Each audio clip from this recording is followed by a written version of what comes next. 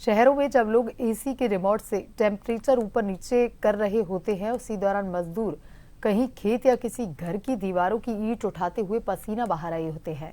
अलवर ग्रामीण क्षेत्र में इन दिनों किसान इस भीषण गर्मी के दौरान प्याज के बीज की खेती में लगे हुए हैं।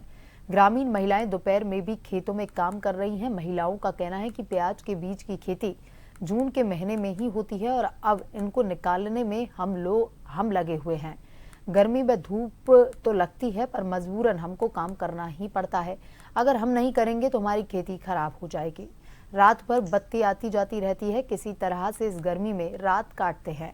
पंखे की हवा भी गर्म लगती है, जैसे लू चल रही हो। देश में भयंकर गर्मी पड़ रही है। इस बार मालाखेड़ा क्षेत्र में तापमान 44 डिग्री तक पहुंच गया है। एक कण का बीज है प्याज के लिए बोया है, अब इसको उपाड़ रहे हैं, घर पे रखेंगे। तब ये टेम्परेचर इतना ज़्यादा हो रहा है, जब भी मजदूर लग रहे हैं। क्या मजदूर हैं, कुछ हमें घर के हैं, काम तो करना ही पड़ता है जमींदारा का। तो कितना टेम्परेचर चल रहा है? 45-46 शायद चल ही गया है। तो भीषण गर्मी है। कौन कब लगेगा भी? ये लगेगा 8 महीने में।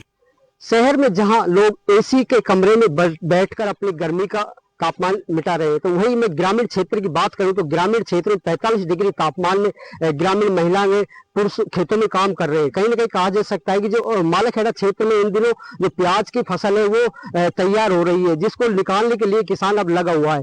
अलवर ग्रामीण की बात करूं तो अलवर ग्रामीण क्षेत्र में इन दिनों 45 डिग्री तापमान सेल्सियस हो गया है, जिसको लेकर भीषण गर्मी का अलर्ट भी जारी किया गया है। वहीं इन दिनों किसान अब खेतों में लगे हुए हैं।